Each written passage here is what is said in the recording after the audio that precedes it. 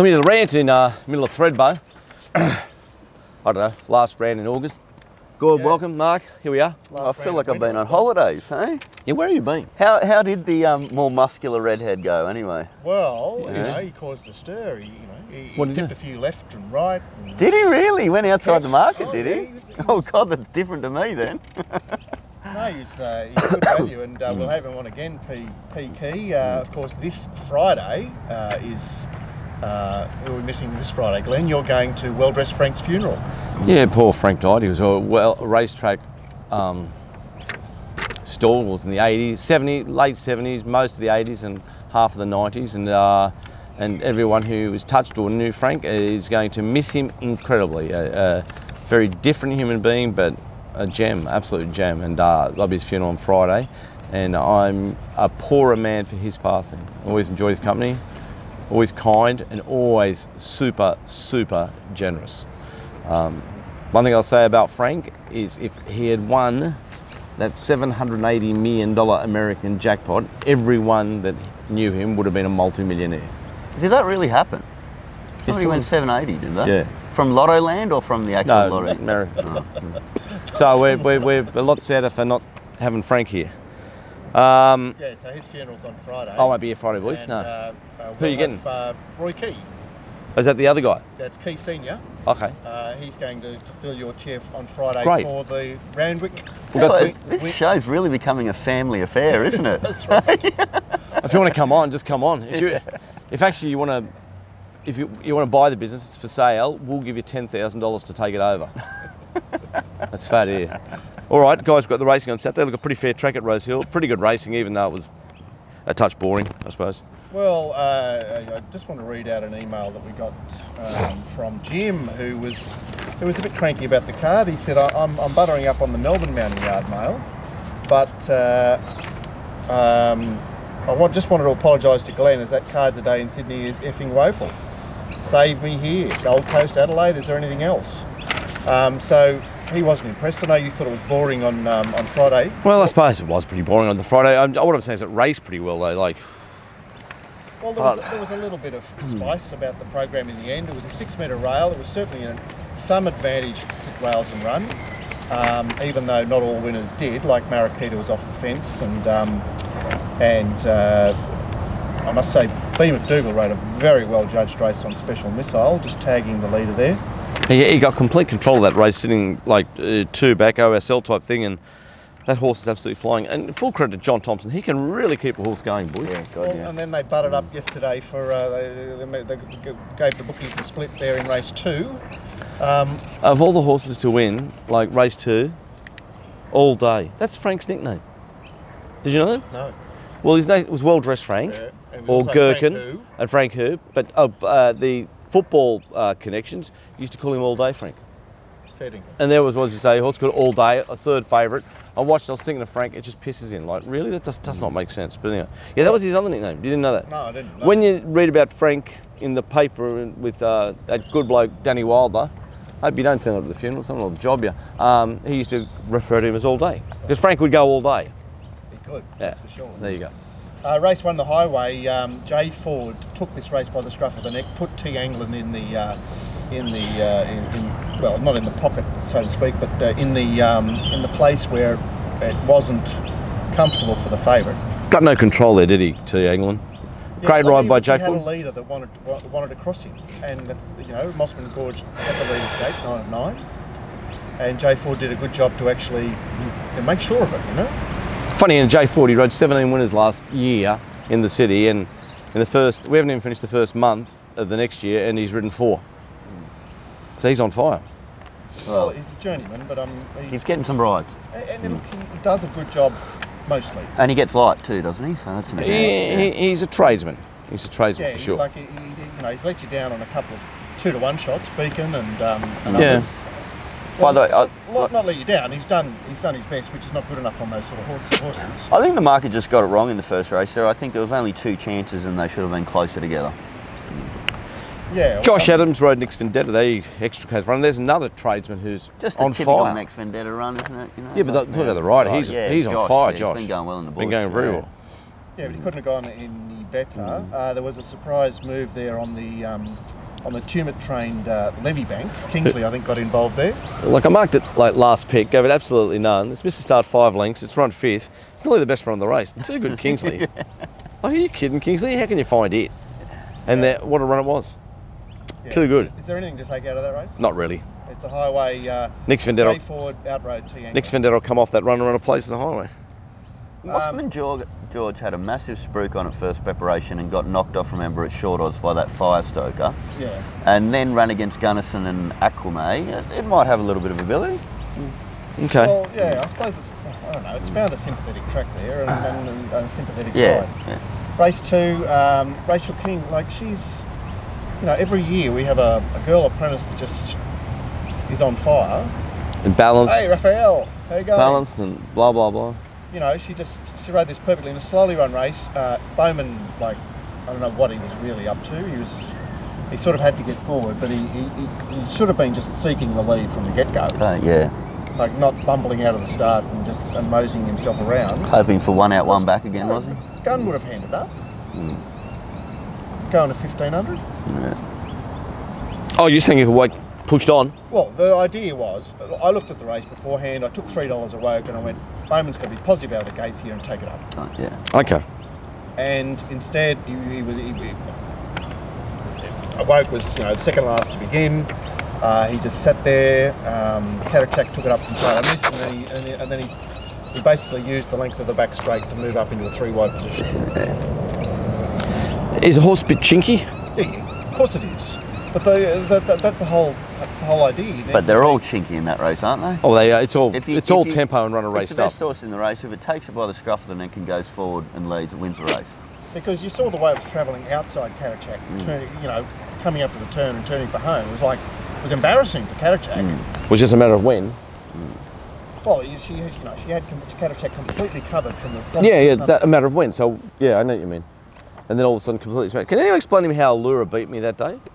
Well, I'm embarrassed because on Friday's show I'm going, well, what was the difference between Marikita and Allura last start? They both sat in mid-back positions or back positions, and they both ran on. And what was the difference?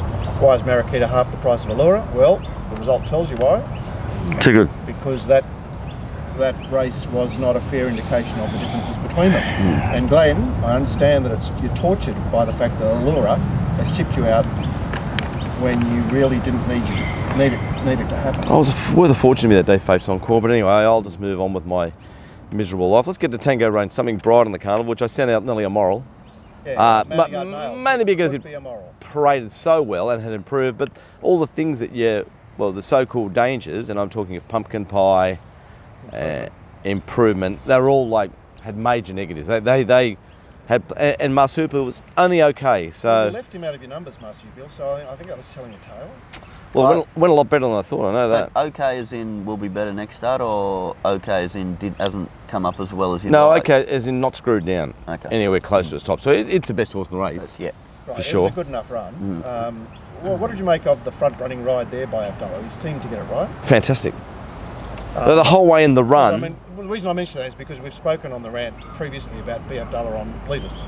I had too much on Tango Rain for me, and knowing that the way it paraded, Abdullah is going to get the forward position, I'll be able to get out half my stake in the run. Kept looking at the TV monitor, and I did lay it in the run. I laid Marsupial in the run at the $2.68 and got the lot with Tango Rain. Never looked like that because I just thought it was never, ever going to get past.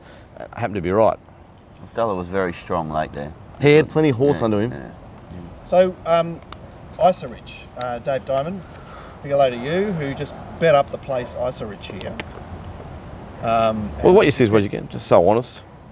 Sits in a nice forward position. It's only been beaten a length. Nothing else is near it. Yeah.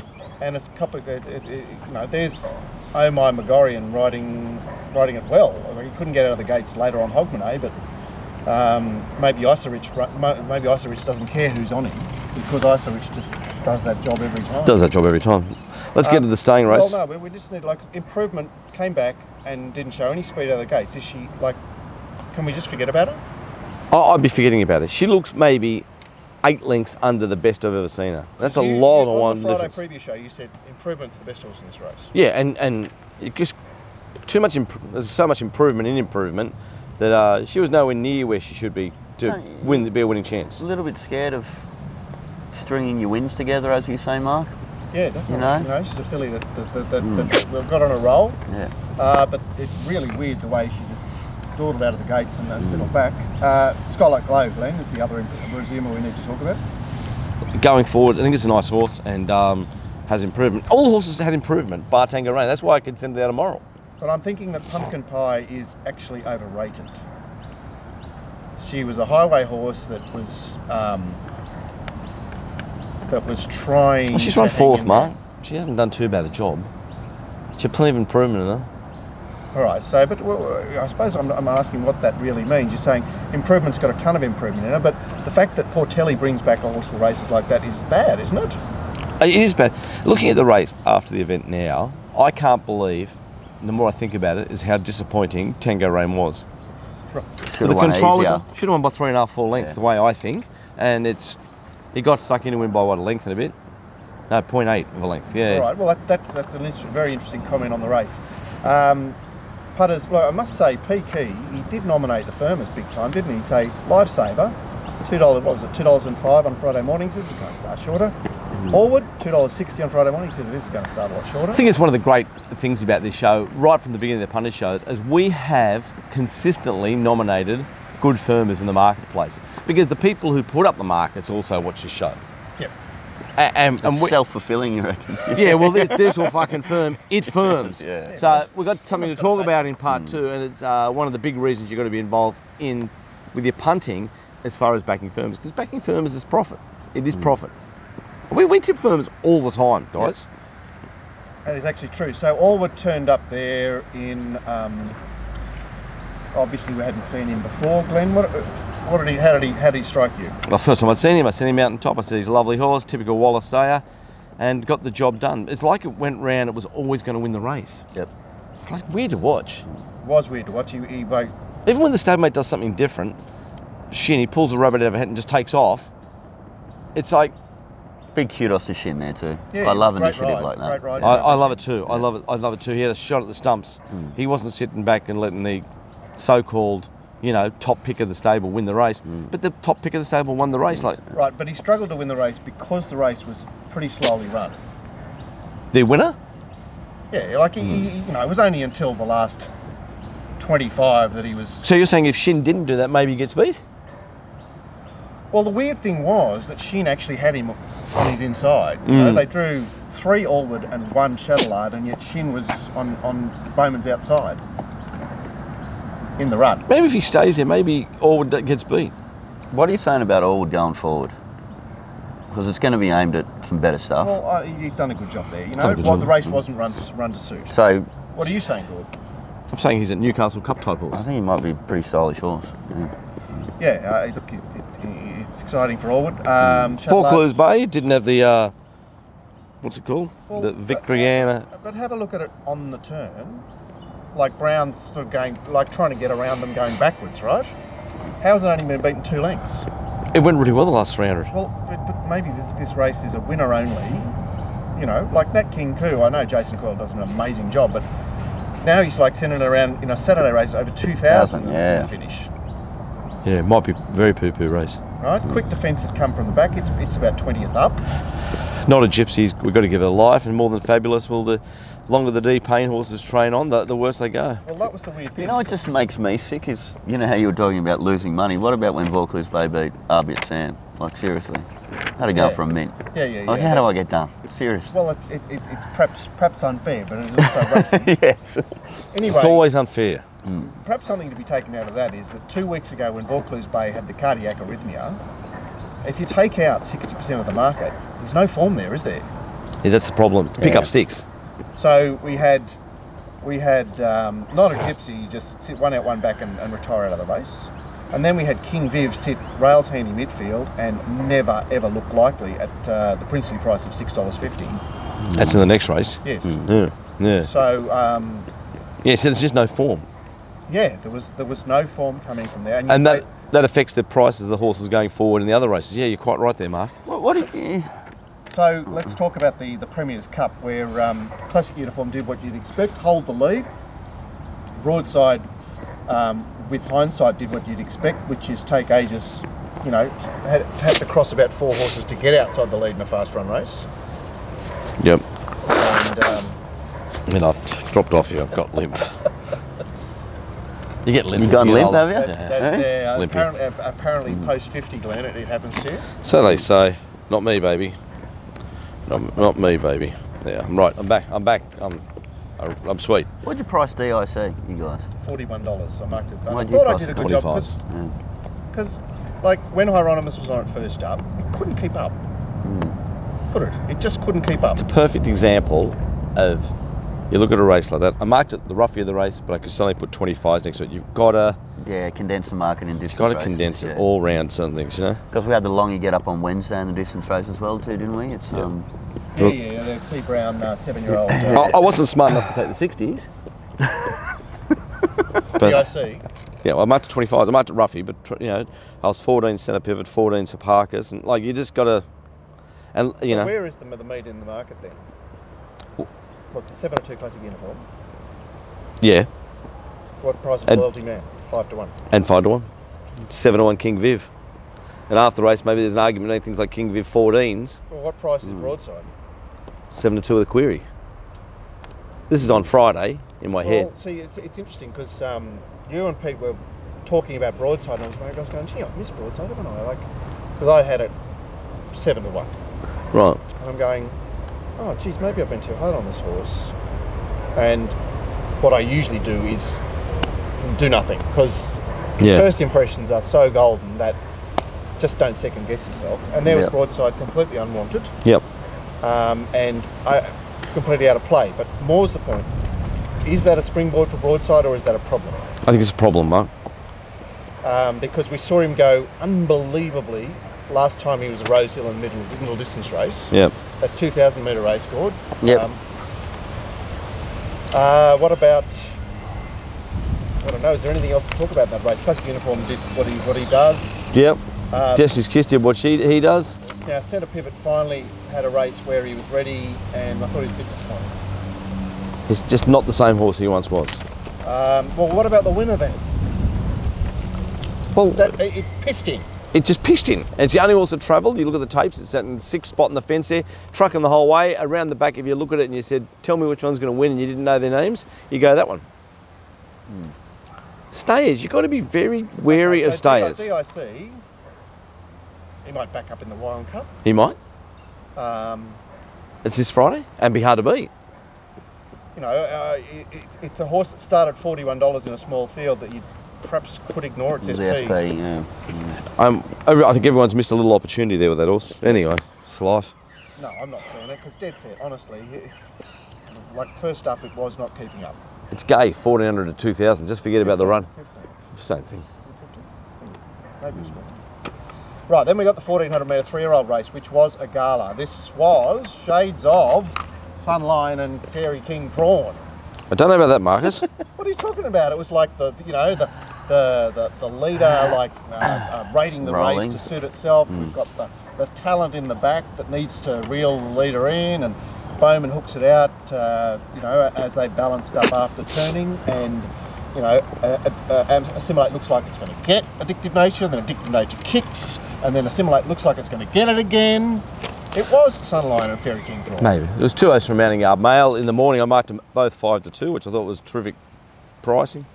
And I thought it was... Your prices. Well, it was 5 to 2, 5 to 2, and then it was 7's Runaway. That's what started. 10's Malagara, 14's Astoria, 50's Colesberg, and 10's Hypnotist. It was an easy race to price. They ran 1, 2. It was only 2 hopes. They bet $3.90 and $7 on course. So you go pricing all those other horses, and I just look at the race and go, there's only 2 hopes. Yeah, I'd be sometimes- happy to have All right, 100% so go on. in 2 horses. Go on, okay. But I can't think you can honestly believe that, though, can you?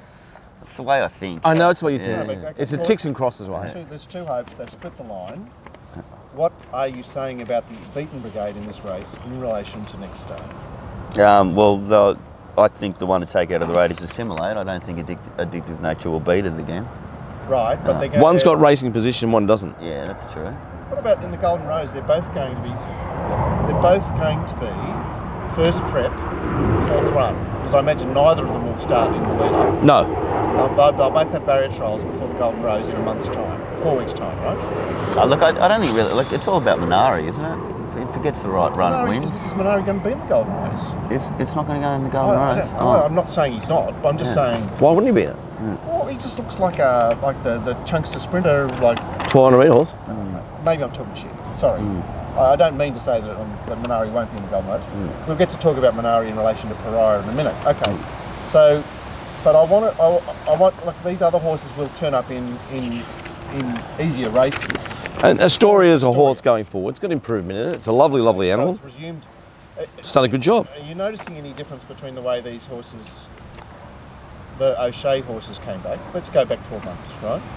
The 3-year-olds that O'Shea produced first up. Yep. And I know what you're saying. I think James is doing a bit better job.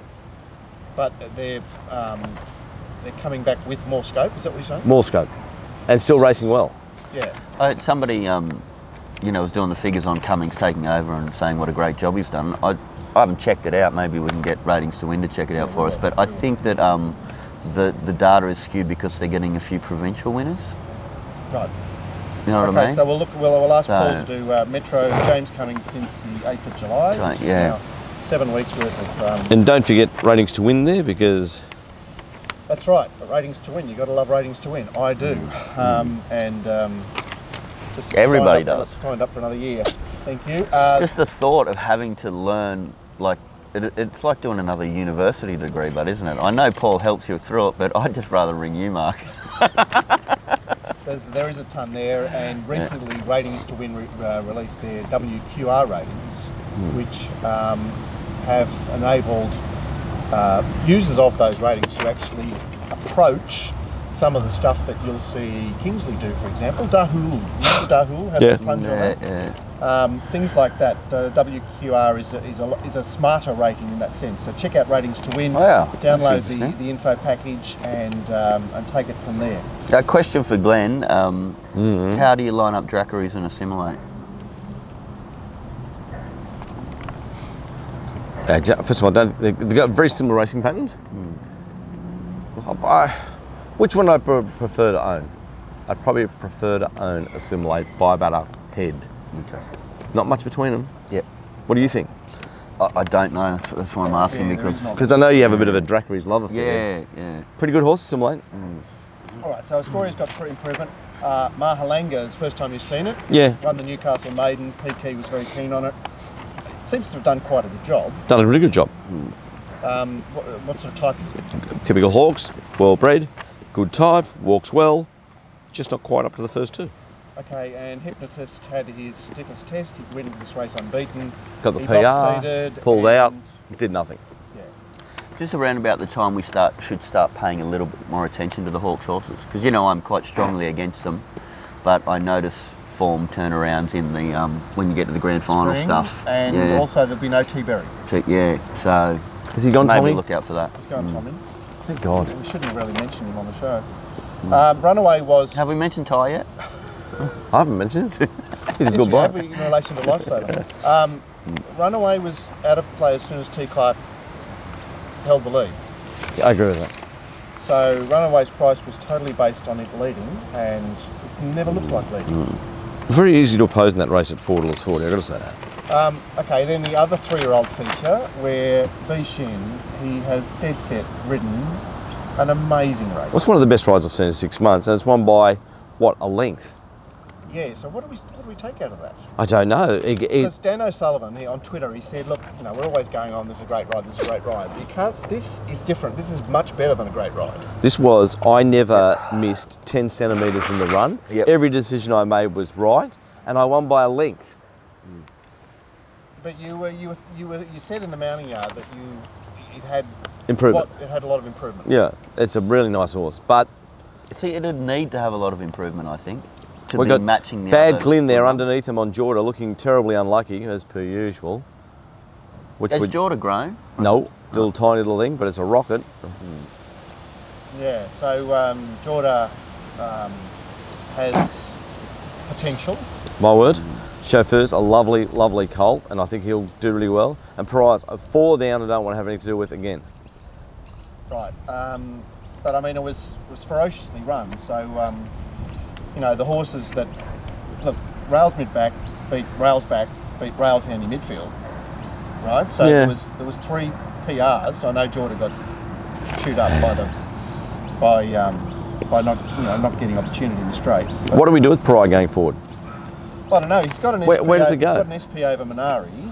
It seems like every horse is going to the Everest.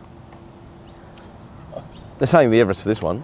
Every horse says, "Oh, we're going to the Everest." It's going to be a 50-horse Well, race. it's like everything that wins over more than 2,000 metres is going to the Melbourne Cup. It's just like, you know, you win a maiden at Newcastle. Melbourne Cup. Yeah, Melbourne Cup.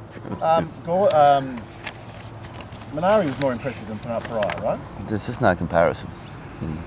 But then Glenn says it's got a lot of improvement, so whatever that means, I don't know. Yeah, one's with Snowden, the other's with Gerald Ryan. So, I just don't know how Blake Shin rode it that well. And Joe. Speed Streak, then you said you were quite impressed with it as a It was a type. really good type, but I think it's looking for Wednesday 15:50 at Canterbury. Well, it would be bloody deep odds on. Like, it has led the San Domenico field quite comfortably. That's Yeah. impressive in itself. For a gay horse, you know it's going to be stepping up in distance. It got to 1400 in its first preparation. Horse to follow down in class, up in distance. Also, it's led there from barrier 3, which is a tricky thing to do. It didn't come across from 8. And Condor Heroes was foaming at the mouth. It's life gone, finished. So it's got a real problem with Everything. with its attitude. Attitude's terrible. Yeah, it needs some sort of. Somebody was telling me out there that there's different kinds of foaming at the mouth, and he was saying sometimes he doesn't really worry because they're just chewing on the bit a little bit, and other times it is a real problem. So it's like they're chewing gum. Or is it always a problem? I think you want a really clean mouth on a horse, for sure. And one of the main reasons is I always say to people, go down the oval and run the 100 metres. Fucking run the 100 metres, go as fast as you can. Go home, relax. In the afternoon, is every expectation you can nearly run the same time? Would you agree with that? Yeah. Right. Well, in the second time, go down to the starting box and fill your mouth up with Colgate toothpaste and tell me how you go. Yeah. Maybe you need a clean mouth to better breathe. reference over more than 100 metres. I'm just saying, Yeah. you know, when you've got stuff in your fucking mouth, it's got to be uncomfortable. You breathe in through your nose, you blow out through your mouth. All foam and shit. I like a real clean mouth on a horse. I know that is a bit of a mounting yard male tip, but I'm happy to give them away these days. You'll be giving more away in part 2. Oh, That's exciting. not my third virginity though. It's staying right with me. And there's no That's your super fund, no is it? prospect of wanking in the future. Yes, none. No, hanging's my next rort. I think I'm gonna stay alive, guys. That's beautiful. The second Fantastic. last, the second last we've pretty much spoken about. That's because you like drinking piss. It's actually a very boring Maybe you race. should start then. The last race? No, the second last was actually a really boring race because, You poo-pooed Matt Maker terribly on the Friday show. It did a really good job, didn't it? well, it did exactly what it did last start, which is Yeah. a perfect run. And Yeah. there it is. It's unbelievable that this horse can suddenly appear in Saturday Metros. And be running positively? Yeah. With an SP of like $11 to $7. Well, it was not hard to see it getting that run again. Great ride by Blake McDougall. Had complete control. Forward on Pharaoh did nothing wrong. And Francesco's giving himself up a bit of life. He can't parade better than that. And he just sat there and he didn't make much ground. He's got no speed. He's got nothing. He settled fourth in the run, but like Jesus, and anyway. Hogman aimed to start 3 or 4 lengths. Dopey Lee McGorry in there. There he was, Lee. I see Right. Chris has got a new apprentice coming over. Japanese kid. Do you know that? No. Yeah, it's a Japanese kid. He's ridden 80 winners in city racing in Japan. That's pretty impressive. Well, in So- 8 years, or how many years? So he's going to be better many than rides? K Fuji. Don't know, but I'll sort him out. The last race, Glenn. He go, that Mr. Power, a very wood. There you go on the last race, Bonnie O'Reilly. She's 8 wins now, 12 starts. She's starting to get on my nerves now, Bonnie O'Reilly. It's not getting on my nerves when you've got 7 wins, 11 starts, and you run around at $4. And she just box seats, Seriously. parks, 4th, box 1, Racing Yep. pattern. racing pattern. She Yeah, sits yeah. there. Watch your Every seat, time they watch straighten your up, you seat. go, well, watch Yeah. them all go left. There she goes. She zips through and she wins. She's an annoying horse, Bonnie O'Reilly, but man, she's a good horse. Look, the interesting thing about this race was the plunge on Mogador, and I think Horry might have been involved there. Yeah, a lot of money for, let's suspect they're good Glen, and just because your good Glen's being good doesn't mean the horse is going to be good. It went terribly. And Sir Bacchus is gone, isn't it? A lame. broke down. But life for me, no more. But I mean, it was even last prep you could see something wasn't right. He was lame. He might end up at Rockhampton in the With third stable. All those things up there. And they do a good job up there. Right, so no doubt he's tracking nicely. At a win, Supreme Effort was a terrific run. So Plush, there's plenty of horses you can't get involved with here. Well, Sir Plush is now deep in his preparation, and he's done it. Like he's run as well as he possibly could there. Yeah. It's really not a bad run, but there's nowhere for him to go. Is there anywhere for the winner to go? Like when you won 8 races, is there anywhere for you to go? Yeah, you got that racing pattern. No, but don't you start getting to 63 and 64 kilos? Oh, the weights. There's got to be some mares. There's some mare, isn't it? Yeah. Yeah. There's got to be some mares race for it. Is there? It's a benchmark 95, isn't He'll it? be going to Melbourne. Well, 95 is better than a welter. It's flying. Terrific horse. Anyway, it was. Anyway, it was a good that's day, and I certainly didn't handle it well on Friday, and I handled it slightly better on Saturday, but still didn't make much of what was. Don't get too hard on yourself, mate. I let myself down every day. I wake up and look in the mirror. I go, oh, not you again. I just can't believe Saturday was mad Saturday for me. What a missed opportunity. I know, you'll have to make sure it's a Randwick program next time. Gordo's bloody oath. trying to double his Jesus. wages and not coming anything. See you part 2.